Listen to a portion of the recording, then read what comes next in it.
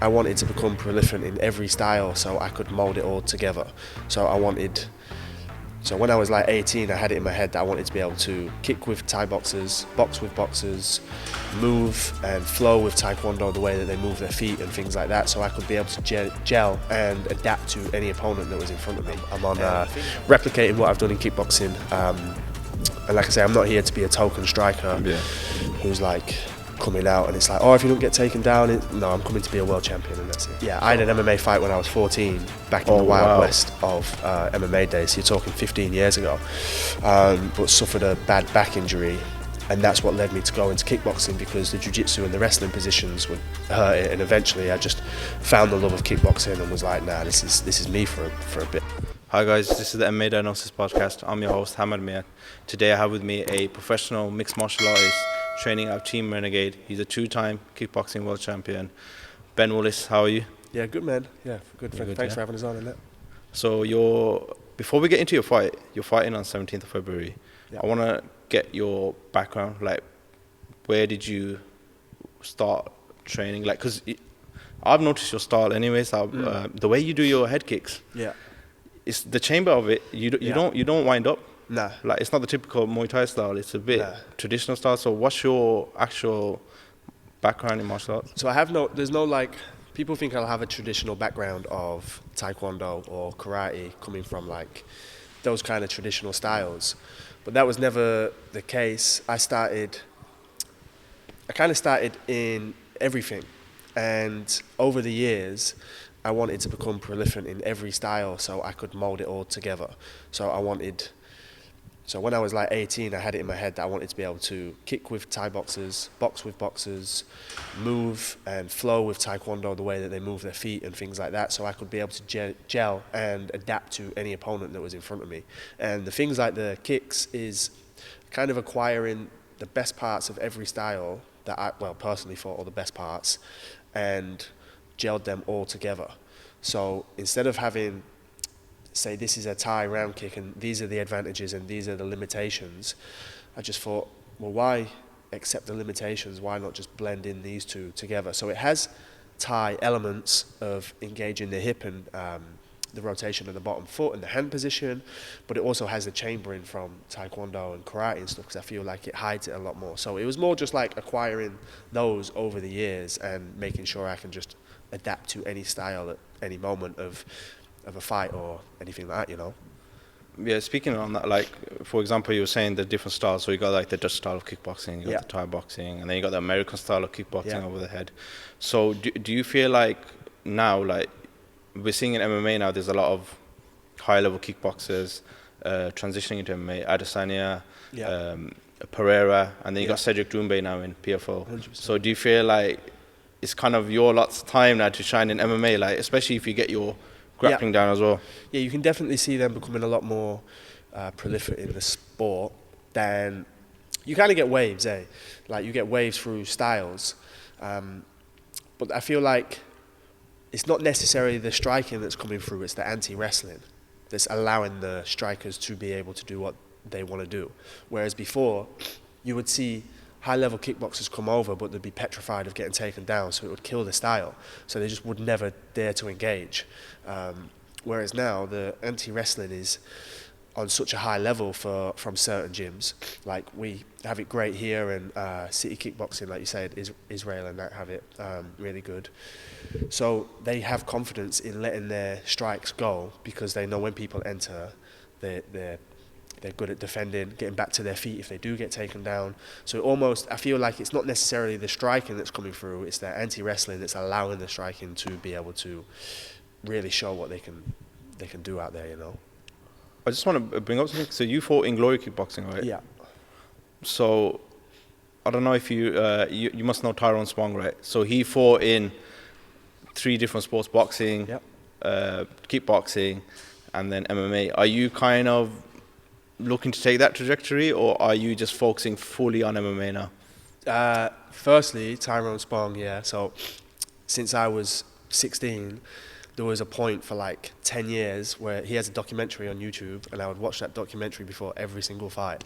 King of the Ring? Yeah, King of the Ring. Yeah, where it goes back. And I actually travelled to Amsterdam to train with Lucien Carbin, who was his first Thai coach. Oh, did you? Oh, yeah. Wow. Got to spend a little bit of time with him. And they have I don't know if you've ever seen Lucien Carbin and his style. He has a style called Carbin All Styles, which kind of influenced me being able to gel all styles together. Okay. And it's a very unorthodox but effective style. Tiffany from Glory. Tiffany Van Soest. Yeah, also trained under, I don't know who she trained with originally, but she spent a long time with Lucien now, I believe. And he was an incredible trainer. But he trained Tyrone Spong and Alistair Overeem back when they were like 66 kilos. Yeah, I've seen the old sparring clip. Yeah, man. Yeah, amazing, So that's what I, before every fight, I would watch that. Even like if I was abroad fighting on my own with no corner team, I'd be watching that and zoning in. And yeah, like Tyrone Spong was a big influence growing up for that. And then sport-wise, I've achieved what I've wanted to achieve in kickboxing. I know you've done boxing as well. Yeah, so I have competed in boxing, but not at a high level. But right now, MMA is the sole focus. I'm not interested in striking. I'm not interested in boxing, because if you take your eyes off this for a moment, then you ain't, you know what I mean? Like, yeah, there's no way that you're going to excel in it. You can't dabble between, because one side, if I switch over back into kickboxing, the level that you would be competing at, people are zoned into just that completely. They eat, sleep, breathe the positions, the timing of kickboxing or Thai boxing, so you cannot just dabble your foot in and then expect to be able to dance with these people because they're too sharp. And if you take your foot off the anti-wrestling, the jiu-jitsu, getting back to your feet, you come up against a good wrestler, you're going to get your ass kicked. So it's almost like you have to pick the side and then go all in to it. Obviously, not as you're kind of coming up, you can kind of play around, but at this level, pick the side and zone in. Maybe you come into more of a retirement point and you're talking like 6-7 years down the line, then I don't know, because boxing, like a boxing fight camp, I think would be fun.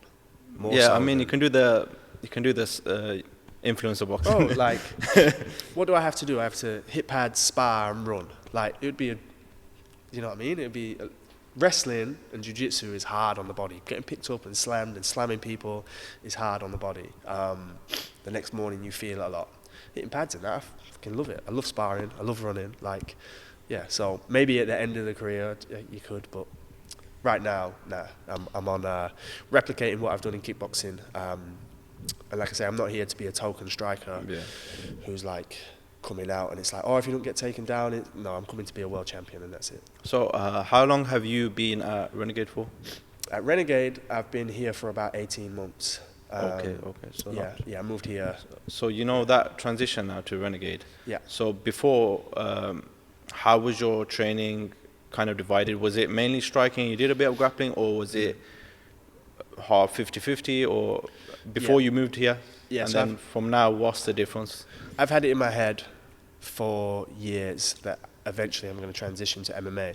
So I've been doing jiu-jitsu and wrestling for many years prior. It's not like... Yeah, I've seen your amateur fight. You had an amateur fight like 4 or 5 years ago. Yeah, right? but even before that? So how long have you been grappling? Too many people, but yeah. Oh. He's a striker, people. My very first fight was MMA when I was 14. That's what people don't know. I had an MMA fight when I was 14, back in the Wild West of MMA days. You're talking 15 years ago. But suffered a bad back injury, and that's what led me to go into kickboxing, because the jiu-jitsu and the wrestling positions would hurt it. And eventually I just found the love of kickboxing and was like, nah, this is me for a bit. But I always knew in the back of my head at some point I'm going to transition. And that was half the reason of, I talk about the adaptability in my striking style. That's because I can't stand like a Thai boxer in here. You're going to get shot on and double leg, left, right and centre. But when you can blend styles and lower your base, use footwork, and it becomes a lot more efficient for MMA as opposed to a singular striking style. If you just box, you're probably going to get your leg chopped off. If you stand like a Thai guy, you're probably going to get double legged. So it's being able to gel everything together, and that's where it becomes like a lot more accustomed for MMA, I believe. So, speaking about that now, your fight. So you're fighting 17th of February, Walker Night fights. So, how would you describe your opponent? Do you feel like it's a tough matchup for you? Do you feel like you're gonna put on a clinic? What are we expecting? I would never underestimate anybody that's going to stand in front of me, and I will prepare for everybody like it's a world title. I've prepared for fights of that stature, so I know the preparation that goes into it, and I'll replicate it for every fight, no matter the opponent. So to me, it doesn't matter who's in front of me, regardless of a record or who it is or what experience is. I'm coming in like it's going to be the fight of my life, and that's the preparation that's going to go into it, and that's the person they're going to get the opposite side of the cage every time.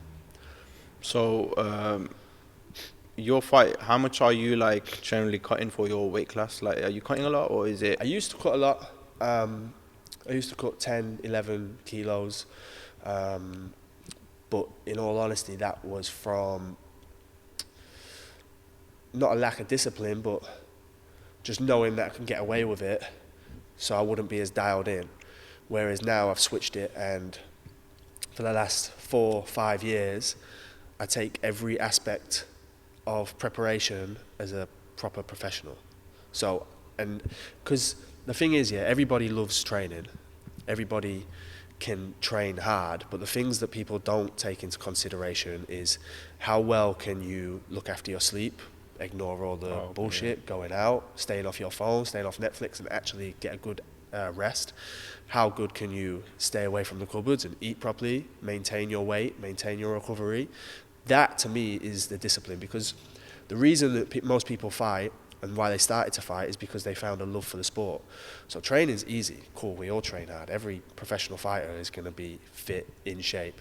But how can you discipline yourself to look after everything outside of that, I feel like is real discipline, you know. So my weight cuts are a lot less because I'm a lot more meticulous with every part of... Is this fight a featherweight? Featherweight, yeah. Featherweight, yeah. So, so it's not as much as it used to be. I'm a lot more dialed in, and I also work with one of the best nutritionists in the world, Ian Larios. And since this is another thing, you start working with professionals in fields like that, everything becomes so much easier. So the weight cuts at these points, I don't know, they're smooth. So your fight now, let's just say everything goes well. Yeah. How active are you looking to be this year? Like, is it? Super active. I mean, kickboxing, I used to have sometimes 12 fights in a year.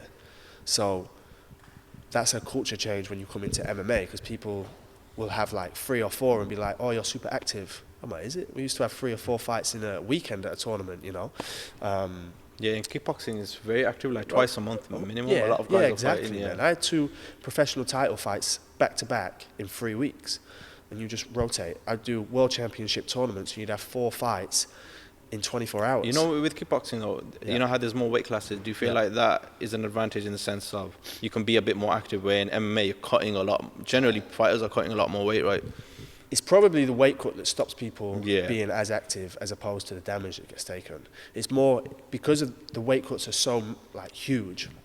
Like some people, like you say, are cutting 11, 12 kilos. You can't just do that another like couple of weekends later.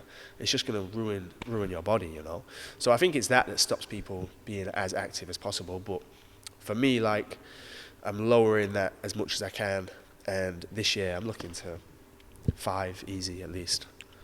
Yeah. So I was watching one of your vlogs, and you were just like dropping guys in sparring, right, in the stand-up.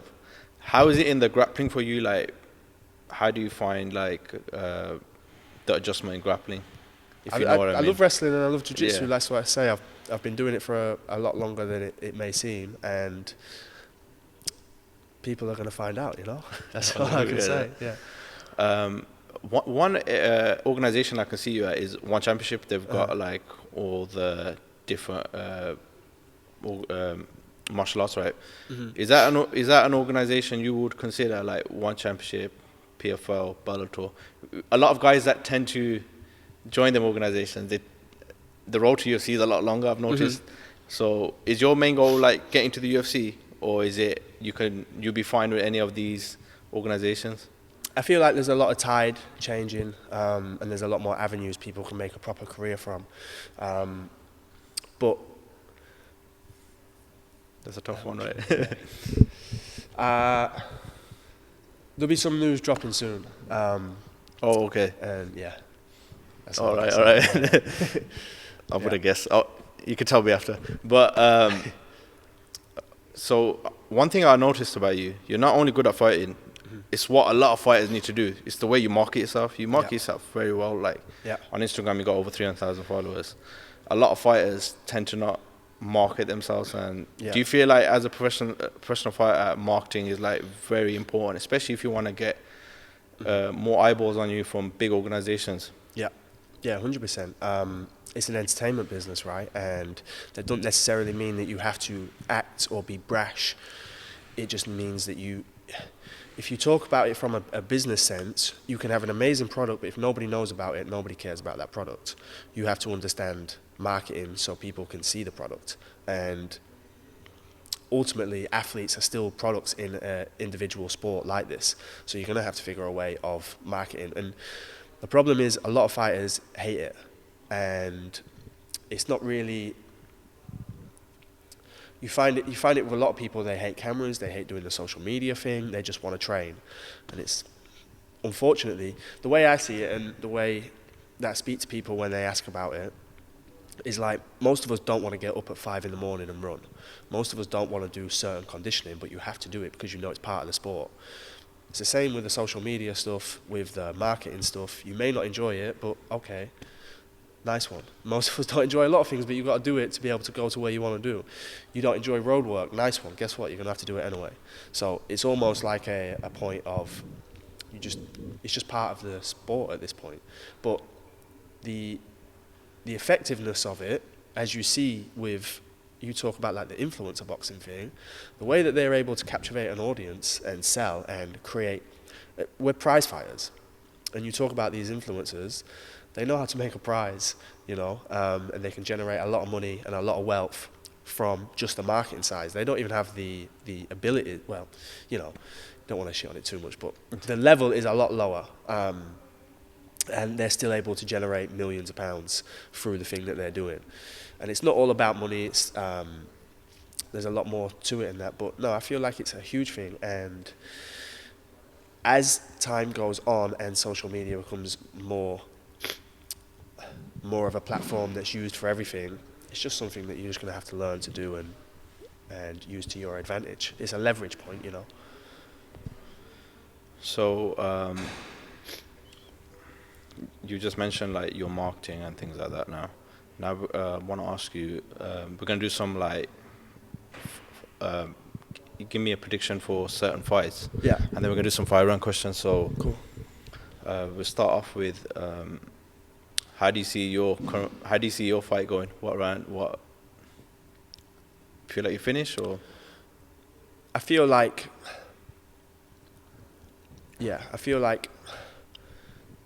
I'm always going to be looking for the finish, but not in a sporadic sense. It's not going to be a wild hunt. I think people that come out. So he looks like a tough kid, and he comes out and he looks to swing. I ain't a swinger, I'm a sniper. Like, you come out and swing in, I'm going to find that shot down the middle, or I'm going to set you into the trap to find that shot. At this stage of, like, what I'm trying to do with striking is, it's not like one go, you go, I go. It's like I'm laying traps every minute. I'm laying traps with fakes, I'm laying traps with positions, I'm laying traps with allowing you to even engage in certain things until I find that shot, you know. So I'm always looking for the kill shot, and I'm always setting it up, and I can kind of see that in this fight, you know. Like I say, a tough kid, but tough people can get hurt in this sport by someone who is looking and knows how to set things up properly. You got around? Do you see it? Maybe the second.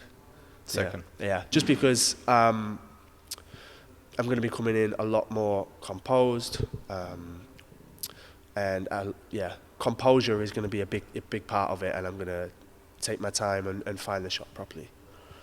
How would you describe your style? to people that may have not seen you fight, or in a couple of words? That's what I mean. I gel all the styles together. There is no style. I feel like if you get fixated on a style, you become very locked into a certain thing. I just flow. Water. Oh, yeah. Go with the Bruce Lee philosophy. Oh, that's it. Yeah, 100%. All right. So I'm gonna ask you some like fire round questions now. So yeah, I'm gonna give you 2 options, and then we'll go from there. So are you a texter or caller? Texter. Texter. Yeah. Yeah. Don't call me. I won't answer. What's your favorite TV show, movie? Do you have any? I don't watch TV. Oh, you don't watch TV? I watch. Nah. He's a monk. I know. Yeah. Nah, I don't. Yeah, I don't. Any watch movies or nah, King man. of the Ring documentary? That's That's what I mean. I watch fights, listen to podcasts and things like that. I watched Scarface for the very first time. Oh, did you? Like 2 weeks ago. Really? Yeah, first time, just because. I don't know. I thought I would delve into that. What did you think of Scarface? Did you like the movie? Or? Yeah, I thought it was pretty sick. Yeah, but yeah, the first time. So that's kind of like how much I watch TVs and films. A film from 1980s I watched for the first time like last Wednesday. But yeah, sick. Where's one city you would like to go to, like any area in the world? I have a list, but Japan would be sick, and I want to compete in Japan. I almost got the chance in 2022 to fight at Tokyo Dome for K1. Oh, which was that K1? Yeah. Oh, okay. But that kind of fell through, but that'd been wicked. I mean, you got Ryzen, so. Yeah. But Japan would be cool, 100%. Yeah, the Pride fighting championship days. That's competition-wise. Everything else, I don't know, like Canada for the lakes and stuff like that, New Zealand, Australia, all that kind of like open space stuff, you know. Oh, okay. Describe these fighters in one word. So Anderson Silva. Legend. Fedor, I can't pronounce his name. Fedor Emelianenko. Savage. John Jones.